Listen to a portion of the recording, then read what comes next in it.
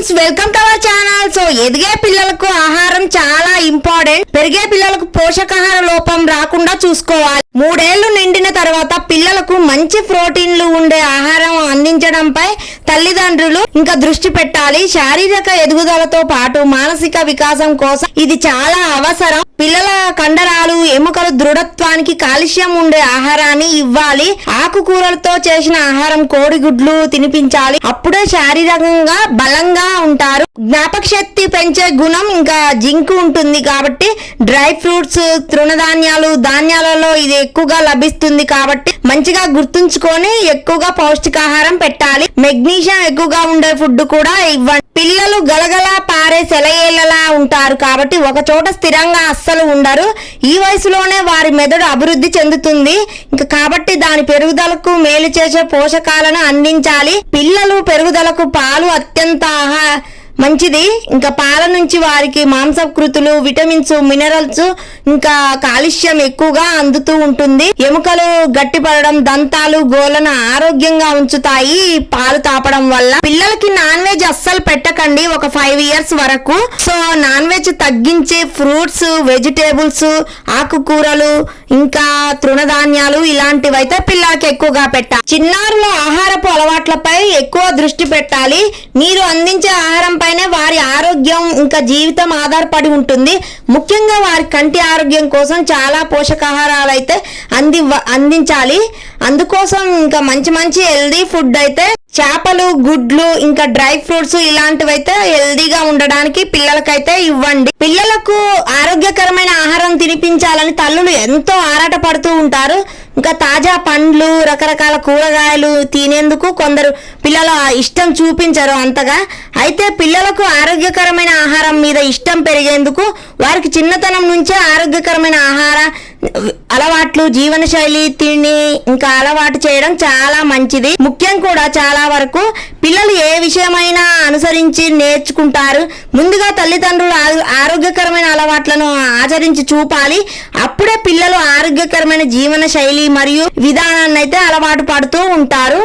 వంట చేసేటప్పుడు పిల్లలను భాగస్వాములను చేయాలి. వంటకు ఉపయోగించే పదార్థాలు ఆరోగ్యానికి ఎలా తోడ్పడతాయో వాళ్ళకి తెలియజెప్తూ ఉండాలి. చిన్నప్పటి నుంచి ఎప్పుడూ పిల్లలకు వారికి ఇష్టమైన ఆహార పదార్థాలను మాత్రమే చేసి పెడతాం, కానీ పోషకాహార వైపు దృష్టి సాధించాం. చిన్నతనం నుంచే వారికి అయిన ఆహారపు అలవాటు చేయడం వల్ల వారి ఎదుగుదల సక్రమంగా ఉండి భవిష్యత్తులో వారి జీవనశైలి, హెల్త్ కూడా చాలా ఆరోగ్యంగా ఉంటుంది. పిల్లలు cool drinks and milk shakes, ice creams చాలా ఇష్టపడుతూ ఉంటారు. అయితే వాటిలో ఉండే రసాయనాలు, చక్కెరలు దంత సమస్యలకు, అనారోగ్యాన్ని ఎక్కువగా కారణమవుతూ ఉంటాయి.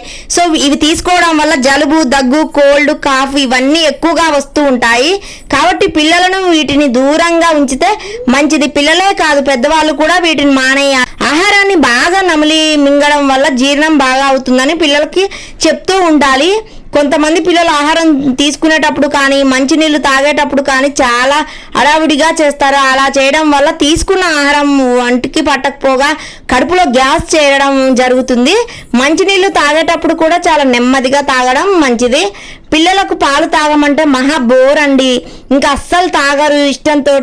అందుకని అప్పుడప్పుడు పాలకు బదులు పాల ఉత్పత్తులు అంటే పన్నీర్ వంటివి, ఇలాంటివి, చీజ్, ఇలా పన్నీర్తో చేసినవి ఫుడ్ అయితే పెట్టాలి. సేమియా ఇంకా మంచిగా పాయసం అలా చేసి పెడుతూ ఉండాలి. సీజనల్ ఫ్రూట్స్ ఇంకా వెజిటేబుల్స్, ఆకుకూరలు అయితే ఖచ్చితంగా పెట్టాలి.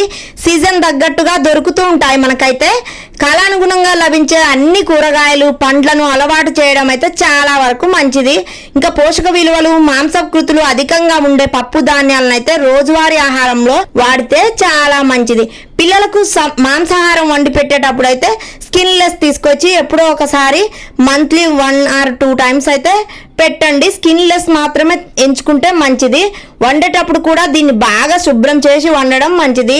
పిల్లలను బయటి ఆహారానికి అంటే చిప్స్, పిజ్జా, బర్గర్లు ఇంకా లాలీపాప్లని, ఐస్ క్రీమ్స్, బిస్కెట్స్ వంటివి అయితే చాలా దూరంగా ఉండాలి. పిల్లలకు ఆహారంతో ఆరోగ్యం గురించి అవగాహన కూడా మనం పెంచాలి. వారితో బాగా ఆటలాడించాలి.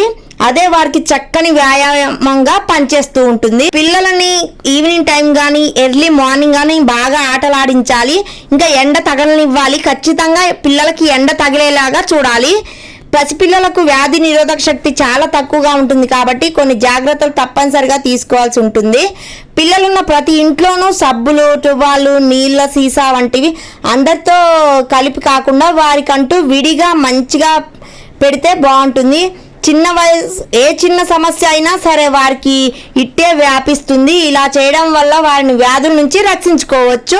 ఎక్కువగా వారికి అన్ని స్పెషల్గా ఉంచాలి. టవల్ కానీ, వాటర్ కానీ, ఫుడ్ కానీ అన్నీ వాళ్ళకి వేరే ఇంకా నీట్గా చేసి పెడుతూ ఉండాలి. పెద్దవాళ్ళకి పెట్టినవన్నీ పెట్టకూడదు, డైజెస్ట్ కూడా కావు. చిన్నారులకు కనీసం ఒక 10 నిమిషాలైనా ఉదయపు ఎండ తగిలేలాగా చూసుకోవాలి. ఇలా చేస్తే తగినంత డి విటమిన్ శరీరానికి అందుతుంది. ఫలితంగా ఎముకలు బలంగా ఉంటాయి. పిల్లల్ని ఎండలో బయటకు తీసుకెళ్లడానికి 20 నిమిషాల ముందే ఇంకా మంచిగా సన్ స్క్రీన్ లోషన్ రాయాలి. ఇలా చేస్తే సూర్యుడి నుంచి వెలువడే అతినీల లోహిత కిరణాల ప్రభావం అయితే చర్మంపై పడకుండా కాపాడుతూ ఉంటుంది. ఇప్పుడున్న జనరేషన్ పిల్లలైతే ఎక్కువగా టీవీ, ఫోను ఇలానే అడక్ట్ అవుతూ ఉంటున్నారు. సో పిల్లలతో ఎక్కువగా స్పెండ్ చేయండి. పేరెంట్స్ అయితే ఎక్కువగా స్పెండ్ చేసి బయట తిప్పుతూ నేచర్ని అలవాటు చేయాలి. సో నా వీడియో కనుక మీకు నచ్చితే ప్లీజ్ సబ్స్క్రైబ్.